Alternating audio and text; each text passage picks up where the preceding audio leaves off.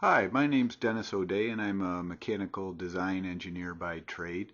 And on weekends I like to putter around and fix things, and chances are if you are watching this video you own a Chevy TrailBlazer.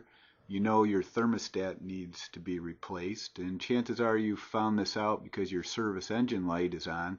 You've read the codes and you found out you have a P0128, which says the coolant temperature is too low. And the reason this coolant temp is too low is because your thermostat is stuck open most of the time, which is good because if the thing is going to fail, you'd rather have it fail that way and your engine's not overheating. But still, it's a good thing to get taken care of. I'm hoping this video will help you out. Usually before I fix things, I'll research YouTube a little bit. And I thought for once I'd give something back instead of just being a taker. So I'm hoping this video will help you out. First thing I recommend is getting your garage all cleaned out, get the other vehicles out, park your TrailBlazer right in the middle where you'll have lots of space, turn on some football. Hopefully you have a better team to root for than I do. The Bills got beat the day I was doing this, but after I got disgusted, I turned it off and listened to some music instead.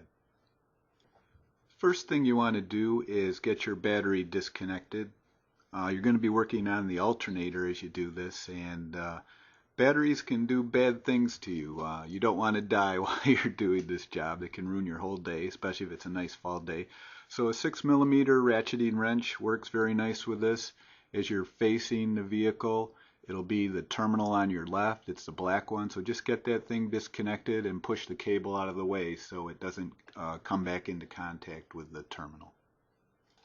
Next, there's an AC line that runs up over the engine hoist bracket. The engine hoist bracket is something you're going to need to take off. Luckily, you don't need it because you're not going to be hoisting your engine. But that AC line is connected to it. So use a 10mm socket and back that screw out. Now, I'm sure this never happens to you, but it always happens to me. I always pull off bolts and I set them down somewhere where I can't find them, or I put them in my pocket. And then I get totally frustrated looking for the stupid thing. So for once, I got myself a container. I tried to stay disciplined, and every bolt or bracket or anything I took off I put in one place. And let me tell you, it really pays off to do that. Next, you want to take that engine hoist bracket off, and there's 3 bolts that hold it on. The ones in the front are a piece of cake. Just get a 15mm socket, back those 2 screws out. And one thing I forgot to mention is your best friend in this whole project is going to be PB Blaster. Where we live up in New York State, everything tends to get corroded, and there's nothing better than PB Blaster. So every single bolt in this project, before I started to back it out, I sprayed on some PB Blaster, let it soak in for a minute or two, and it makes all the difference because there's nothing worse than rounding off a head and having to deal with that. So be sure you get some PB Blaster on those fasteners. The third fastener for this thing is kind of a pain. It's actually at 90 degrees to the first 2. You need a real long extension to get in there and get it. And this is the point where I actually cracked a socket. I don't know why this particular screw gave me such grief, but luckily it was a Craftsman socket. And then after a trip to Sears to pick up a new one, I was back in business. But you'll need a big long extension, long enough to reach in there and get it, but not so long that you run into the battery. And if you scrounge around through your toolbox, I'm sure you can come up with something. This is a top view of that bracket. You can just see the socket in there. You kind of have to snake your extension in to get to it. And this is just another view so you can see that bolt a little better. The next step in this process is to remove the serpentine belt. This is a picture showing the top right hand of it. I like to just stare at the belt for a while, become one with the belt, just get very familiar with it. There's a diagram molded right into the fan shroud, but it doesn't hurt just to take your time, stare at the stupid thing, take some pictures, because when you go to put this back on, you do not want to get it wrong. So just become familiar with it. It's pretty simple. It wraps around 5 or 6 pulleys, but it pays off to just take some time and stare at it for a few minutes. This is a picture of the upper left-hand side of the belt. Down a little lower, you can see the tensioner bracket. It's a spring-loaded bracket. That's what tensions the belt and allows it to flex a little bit as it operates. And in that idler bracket you'll see a square hole, and you'll be able to take your 3/8 inch ratchet drive, put it right in that hole, and that's how you will relieve the tension on the belt. So it's kind of fun to take the belt off. What you do is you take your ratchet, you put it in that hole, and then you get a breaker bar. And what I use is a piece of 3/4 inch, maybe 3 foot long piece of gas pipe, the black pipe, and that'll fit right over your ratchet drive. Reach down in there and then take the bar and press it down into the truck towards the fan, and you'll feel that tension come off. And then just take the belt and slide it right off the alternator pulley and just let it flop down in. You don't have to completely take it off. And then just when you relieve the tension on the idler, just go back slow, because it's a pretty strong spring and it can snap back and hurt you if you're not careful. The next thing you do is take off the alternator, and the alternator is held on by 3 bolts. The top 2 are a piece of cake, very easy to get to. The bottom one can be somewhat miserable, but if you have the right tool, that's the whole secret. So what you want to use is a 15mm ratcheting wrench. You're not going to be able to get your socket in there on that bottom one. So get a ratcheting wrench. I know in the picture I'm showing a socket on the top, but the ratcheting wrench will work for all 3 bolts.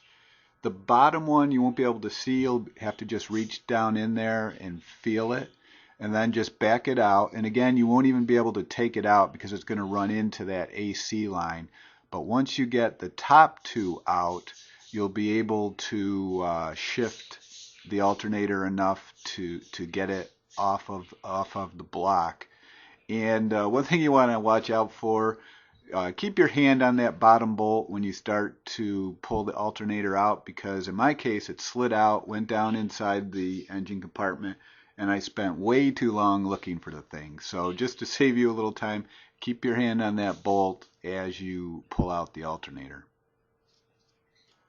Once your alternator's free, there's some electrical connections that you have to undo, but luckily there's a little bit of a service loop, so you can pull the alternator out a little bit, and the first thing you'll see is an electrical connector on the back of it. You don't need any tools to get this. There's a molded in latch right on the connector that easily pries up with your finger. So just pry up that latch and pull the connector off. The next thing you'll see is a power cable that goes to it. There's a lug and it's held on with a nut. Just pull that rubber boot back. Put a 10mm socket on a 1/4 inch drive. I think, a 3/8 would fit in there, but it's kind of tight. A 1/4 inch drive works a little better. And back that nut off. Now when I put that lug back on, it was corroded a little bit. So if yours is too, take a little sandpaper and just clean that up to make sure you get a good connection when you get back into the reinstallation process.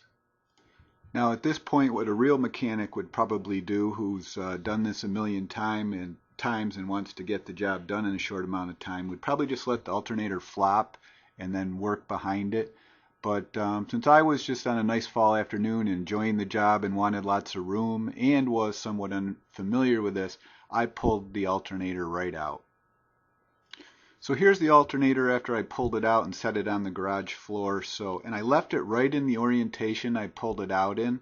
So if you can see the orientation it's in, the pulley is up. And what I found is that if I kind of shimmied it and rotated it around and scooched it here and scooched it there, I could pull it out. Now you do have to kind of deflect the fan shroud back a little bit, deflect that AC line a little bit, push some brackets aside. But if you take your time and don't force it and kind of just push things out of the way without breaking them, you can get it out, and life's a lot better once that thing is out.